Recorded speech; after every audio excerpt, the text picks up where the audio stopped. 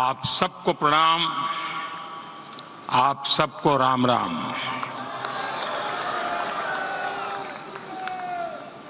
आज हमारे राम आ गए हैं।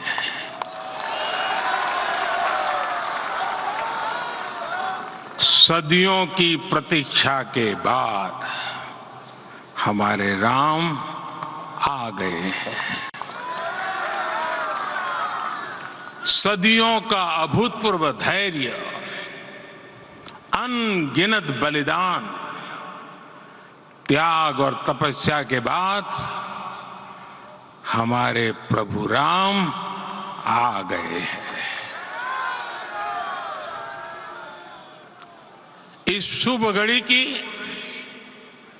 आप सभी को, समस्त देशवासियों को बहुत बहुत बधाई। मैं अभी गर्भगृह में ईश्वरीय चेतना का साक्षी बनकर आपके सामने उपस्थित हुआ हूं। कितना कुछ कहने को है, लेकिन कंठ अवरुद्ध है। मेरा शरीर अभी भी स्पंदित है, चित्त अभी भी उस पल में लीन है।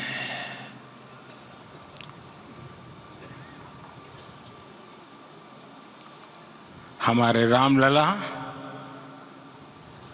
अब टेंट में नहीं रहेंगे।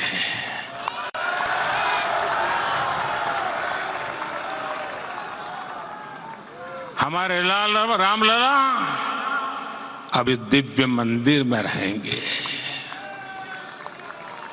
मेरा पक्का विश्वास है, अपार श्रद्धा है कि जो घटित हुआ है इसकी अनुभूति देश के, विश्व के कोने कोने में राम भक्तों को हो रही होगी। ये क्षण अलौकिक है, ये पल पवित्रतम है। ये माहौल, ये वातावरण, ये ऊर्जा, ये घड़ी प्रभु श्री राम का हम सब पर आशीर्वाद है। 22 जनवरी 2024 का ये सूरज एक अद्भुत आभा लेकर आया है। 22 जनवरी 2024 ये कैलेंडर पर लिखी एक तारीख नहीं, ये एक नए काल चक्र का उद्गम है।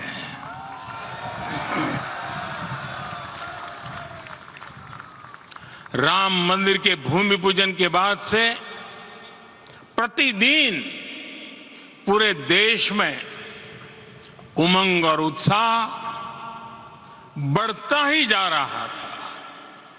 निर्माण कार्य देख देशवासियों में हर दिन एक नया विश्वास पैदा हो रहा था।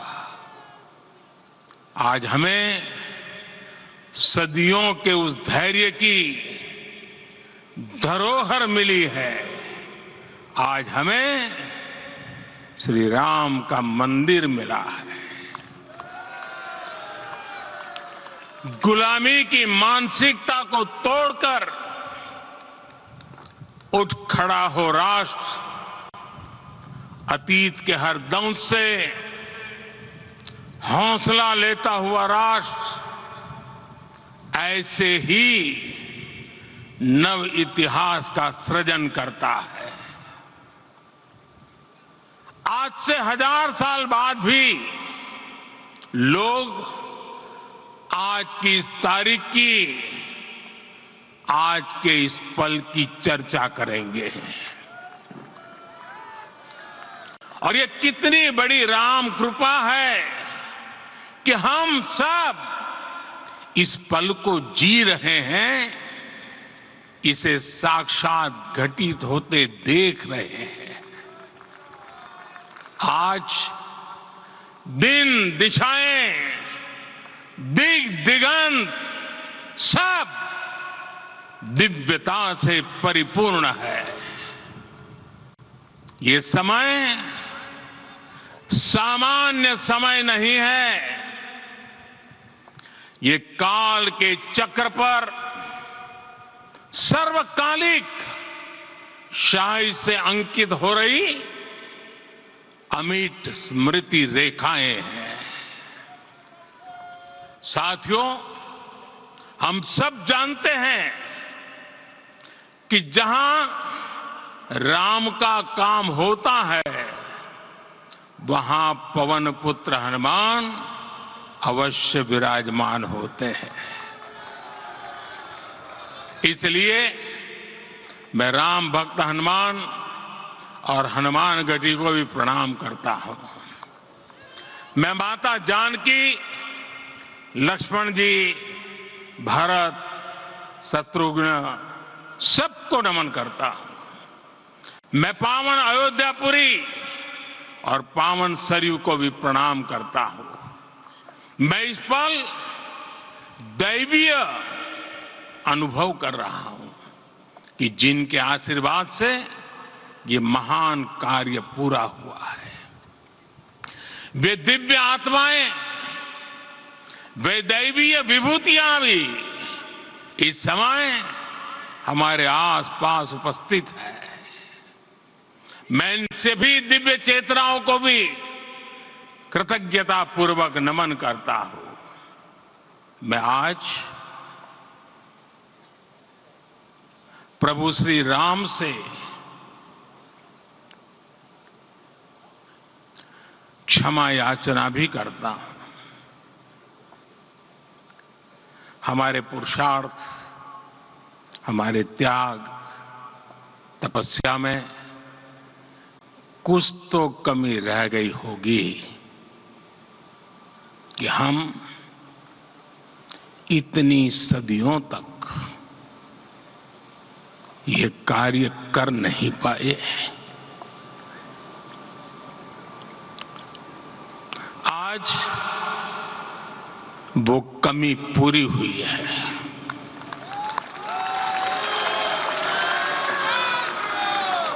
मुझे विश्वास है प्रभु राम आज हमें अवश्य क्षमा करेंगे। मेरे प्यारे देशवासियों, त्रेता में राम आगमन पर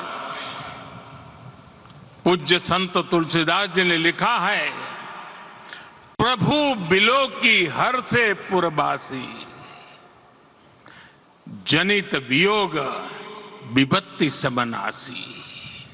अर्थात प्रभु का आगमन देकर ही सब अयोध्यावासी, समग्र देशवासी हर्ष से भर गए। लंबे वियोग से जो आपत्ति आई थी, उसका अंत हो गया। उस कालखंड में तो वो वियोग केवल 14 वर्षों का था, तब भी इतना असह्य था। इस युग में तो अयोध्या और देशवासियों ने सैकड़ों वर्षों का वियोग सहा है। हमारी कई कई पीढ़ियों ने वियोग सहा है। भारत के तो संविधान में उसकी पहली प्रति में भगवान राम विराजमान है। संविधान के अस्तित्व में आने के बाद भी दशकों तक प्रभु श्री राम के अस्तित्व को लेकर कानूनी लड़ाई चली।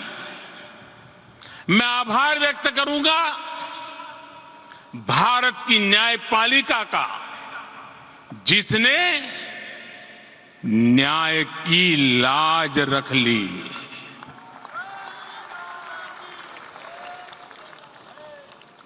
न्याय के पर्याय प्रभु राम का मंदिर भी न्यायबद्ध तरीके से ही बना। साथियों, आज गांव-गांव में एक साथ कीर्तन संकीर्तन हो रहे हैं।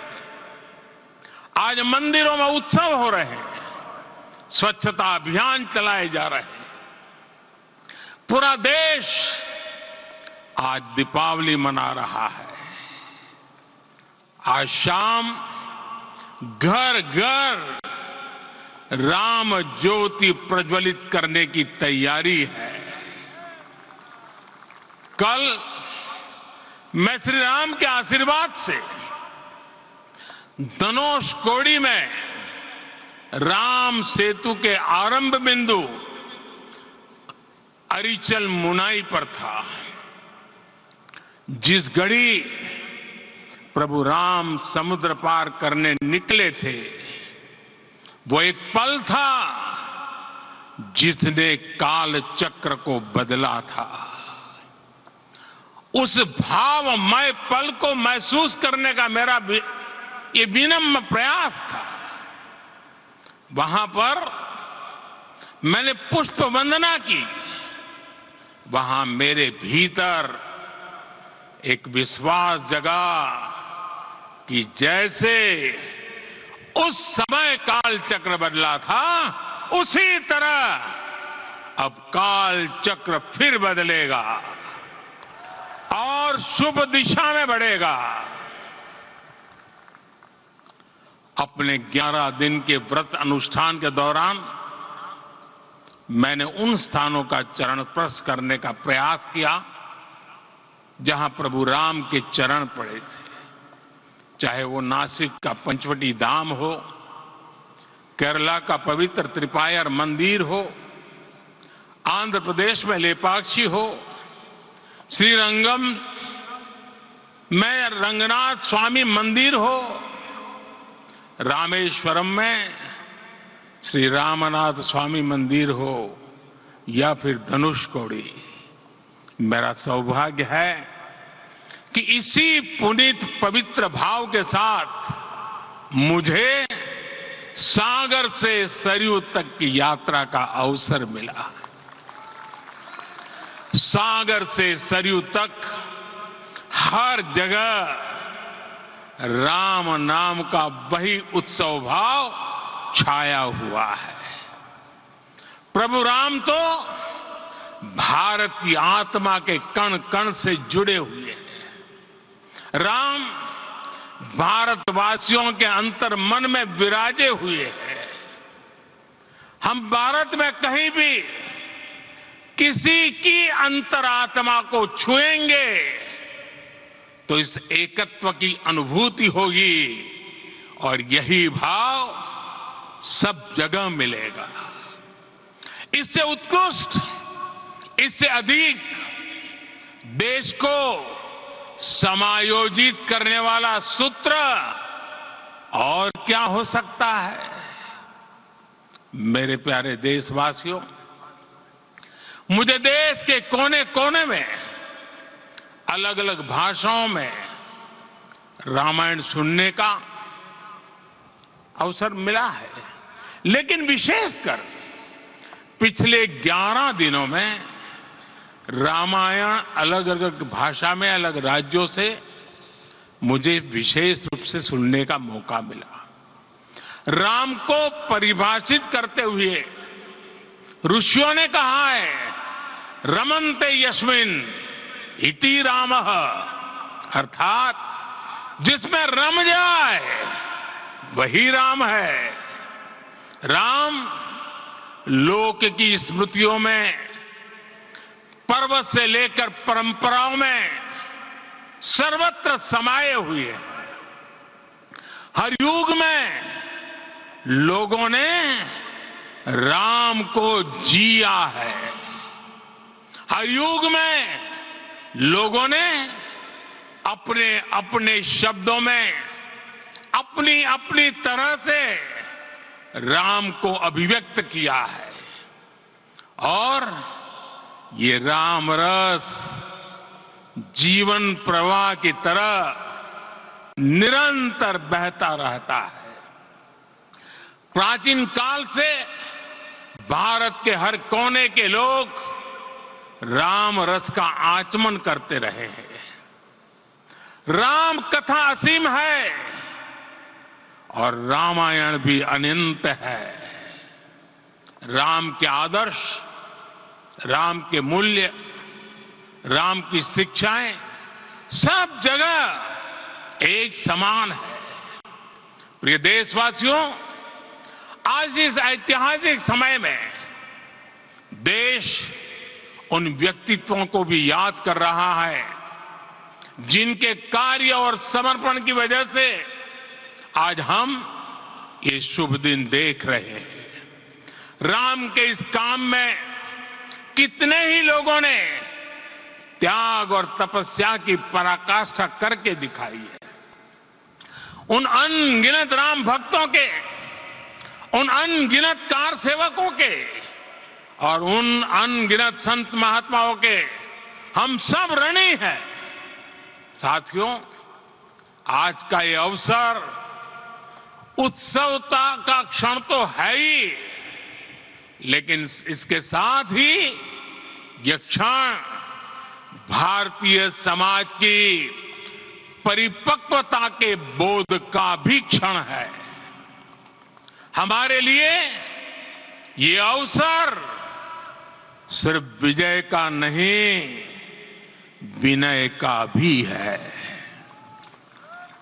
दुनिया का इतिहास साक्षी है कि कई राष्ट्र अपने ही इतिहास में उलझ जाते हैं। ऐसे देशों ने जब भी अपने इतिहास की उलझी हुई गांठों को खोलने का प्रयास किया, उन्हें सफलता पाने में बहुत कठिनाई आई, बल्कि कई बार तो पहले से ज्यादा मुश्किल परिस्थितियां बन गई।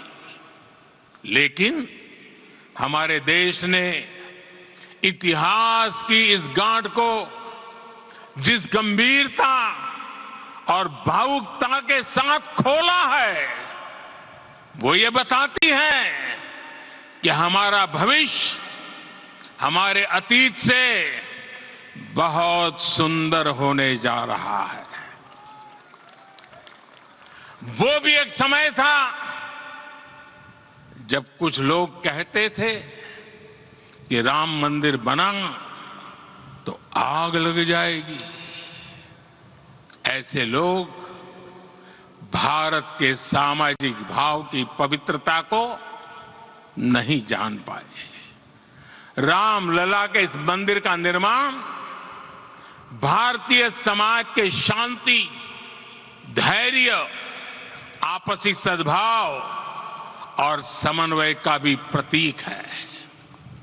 हम देख रहे हैं ये निर्माण किसी आग को नहीं बल्कि ऊर्जा को जन्म दे रहा है। राम मंदिर समाज के हर वर्ग को एक उज्जवल भविष्य के पथ पर बढ़ने की प्रेरणा लेकर आया है। मैं आज उन लोगों से आह्वान करूंगा, आइए आप महसूस कीजिए, अपनी सोच पर पुनर्विचार कीजिए। राम आग नहीं है, राम ऊर्जा है। राम विवाद नहीं, राम समाधान है। राम सिर्फ हमारे नहीं है, राम तो सबके हैं। राम वर्तमान नहीं, सिर्फ वर्तमान ही नहीं, राम अनंत काल है। साथियों, आज जिस तरह राम मंदिर प्राण प्रतिष्ठा के इस आयोजन से पूरा विश्व जुड़ा हुआ है, उसमें राम की सर्वव्यापकता के दर्शन हो रहे हैं। जैसा उत्सव भारत में है, वैसा ही अनेक देशों में है। आज अयोध्या का यह उत्सव रामायण की उन वैश्विक परंपराओं का भी उत्सव बना है। रामलला की ये प्रतिष्ठा वसुधैव कुटुंबकम के विचार की भी प्रतिष्ठा है। साथियों, आज अयोध्या में केवल श्री राम के विग्रह रूप की प्राण प्रतिष्ठा नहीं हुई है, ये श्री राम के रूप में साक्षात भारतीय संस्कृति के प्रति अटूट विश्वास की भी प्राण प्रतिष्ठा है। ये साक्षात मानवीय मूल्यों और सर्वोच्च आदर्शों की भी प्राण प्रतिष्ठा है। इन मूल्यों की, इन आदर्शों की आवश्यकता आज संपूर्ण विश्व को है। सर्वे भवन्तु सुखिनः, ये संकल्प हम सदियों से दोहराते आए हैं। आज उसी संकल्प को राम मंदिर के रूप में साक्षात आकार मिला है। ये मंदिर मात्र एक देव मंदिर नहीं है, ये भारत की दृष्टि का, भारत के दर्शन का, भारत के दिग्दर्शन का मंदिर है। ये राम के रूप में राष्ट्र चेतना का मंदिर है। राम भारत की आस्था है, राम भारत का आधार है, राम भारत का विचार है, राम भारत का विधान है, राम भारत की चेतना है, राम भारत का चिंतन है, राम भारत की प्रतिष्ठा है, राम भारत का प्रताप है, राम प्रवाह है, राम प्रभाव है, राम नेति भी है, राम नीति भी है, राम नित्यता भी है, राम निरंतरता भी है, राम विभु है, विशद है, राम व्यापक है, विश्व है, विश्वात्मा है। और इसलिए जब राम की प्रतिष्ठा होती है तो उसका प्रभाव वर्षों या शताब्दियों तक ही नहीं होता, उसका प्रभाव हजारों वर्षों के लिए होता है। महर्षि वाल्मीकि ने कहा है, राज्यम 10 सहस्त्राणि प्राप्य वर्षाणि राघवः, अर्थात राम 10,000 वर्षों के लिए राज्य पर प्रतिष्ठित हुए, यानी हजारों वर्षों के लिए राम राज्य स्थापित हुआ। जब त्रेता में राम आए थे तब हजारों वर्षों के लिए राम राज्य की स्थापना हुई थी। हजारों वर्षों तक राम विश्व पथ प्रदर्शन करते रहे थे। और इसलिए मेरे प्यारे देशवासियों, आज अयोध्या भूमि हम सभी से, प्रत्येक राम भक्त से, प्रत्येक भारतीय से कुछ सवाल कर रही है। श्री राम का भव्य मंदिर तो बन गया, अब आगे क्या? सदियों का इंतजार तो खत्म हो गया, अब आगे क्या? आज के इस अवसर पर जो दैवीय आत्माएं हमें आशीर्वाद देने के लिए उपस्थित हुई हैं, हमें देख रही हैं, उन्हें क्या हम ऐसे ही विदा करेंगे? नहीं, कदापि नहीं। आज मैं पूरे पवित्र मन से महसूस कर रहा हूं कि काल चक्र बदल रहा है। ये सुखद संयोग है कि हमारी पीढ़ी को एक कालजयी पथ के शिल्पकार के रूप में चुना गया है। 1000 वर्ष बाद की पीढ़ी राष्ट्र निर्माण के हमारे आज के कार्यों को याद करेगी। इसलिए मैं कहता हूं, यही समय है, सही समय है। हमें आज से, इस पवित्र समय से अगले 1000 साल के भारत की नींव रखनी है। मंदिर निर्माण से आगे बढ़कर अब हमें सभी देशवासी यही इस पल से समर्थ, सक्षम, भव्य, दिव्य भारत के निर्माण की सौगंध लेते हैं।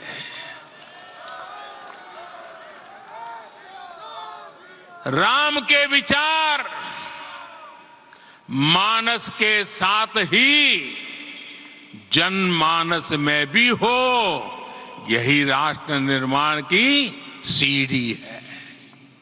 साथियों, आज के युग की मांग है कि हमें अपने अंतःकरण को विस्तार देना होगा।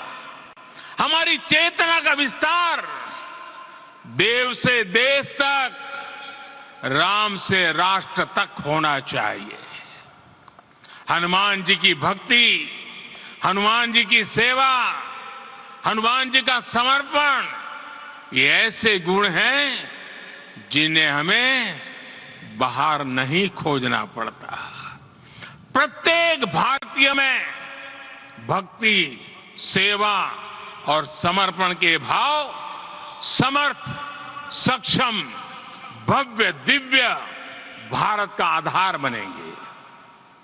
और यही तो है देव से देश और राम से राष्ट्र की चेतना का विस्तार। दूर सुदूर जंगल में, कुटिया में जीवन गुजारने वाली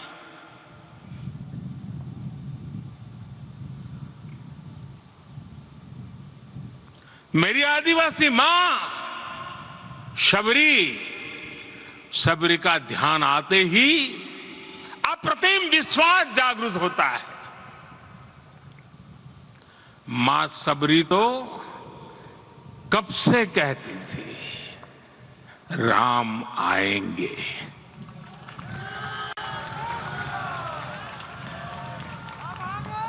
प्रत्येक भारतीय में जन्मा यही विश्वास समर्थ, सक्षम, भव्य भारत का आधार बनेगा। और यही तो है देव से देश और राम से राष्ट्र की चेतना का विस्तार। हम सब जानते हैं कि निषाद राज की मित्रता सभी बंधनों से परे है। निषाद राज का राम के प्रति सम्मोहन, प्रभु राम का निषाद राज के लिए अपनापन कितना मौलिक है। सब अपने हैं, सभी समान है। प्रत्येक भारतीय में अपनत्व की, बंधुत्व की ये भावना समर्थ, सक्षम, भव्य, दिव्य भारत का आधार बनेगी। और यही तो है देव से देश और राम से राष्ट्र की चेतना का विस्तार। साथियों, आज देश में निराशा के लिए रत्ती भर भी स्थान नहीं है। मैं तो बहुत सामान्य हूं, मैं तो बहुत छोटा हूं। अगर कोई ये सोचता है तो उसे गिलहरी के योगदान को याद करना चाहिए। गिलहरी का स्मरण ही हमें हमारी इस हिचक को दूर करेगा, हमें सिखाएगा कि छोटे बड़े हर प्रयास की अपनी ताकत होती है, अपना योगदान होता है।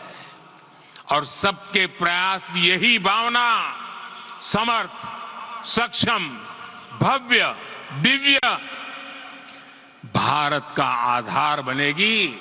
और यही तो देव से देश और राम से राष्ट्र की चेतना का विस्तार।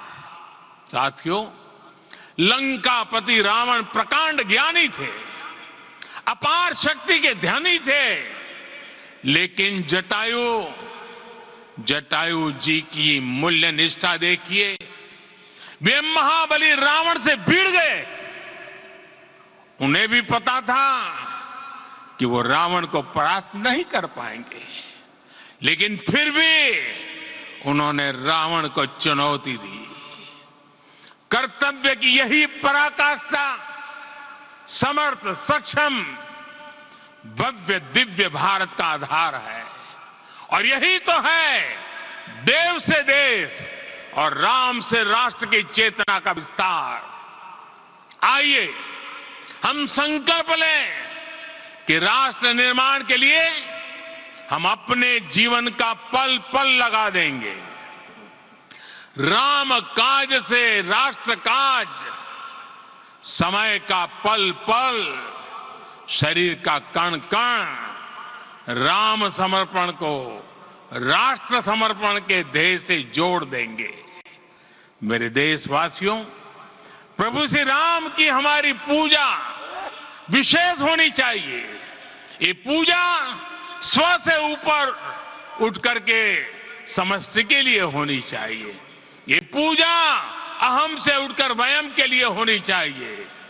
प्रभु को जो भोग चढ़ेगा वो विकसित भारत के लिए हमारे परिश्रम की पराकाष्ठा का प्रसाद भी होगा। हमें नित्य पराक्रम, पुरुषार्थ, समर्पण का प्रसाद प्रभु राम को चढ़ाना होगा। इनसे नित्य प्रभु राम की पूजा करनी होगी, तब हम भारत को वैभवशाली और विकसित बना पाएंगे। मेरे प्यारे देशवासियों, ये भारत के विकास का अमृत काल है। आज भारत युवा शक्ति की पूंजी से भरा हुआ है, ऊर्जा से भरा हुआ है। ऐसी सकारात्मक परिस्थितियां फिर न जाने कितने समय बाद बनेगी। हमें अब चूकना नहीं है, हमें अब बैठना नहीं है। मैं अपने देश के युवाओं से कहूंगा, आपके सामने हजारों वर्ष की परंपरा की प्रेरणा है।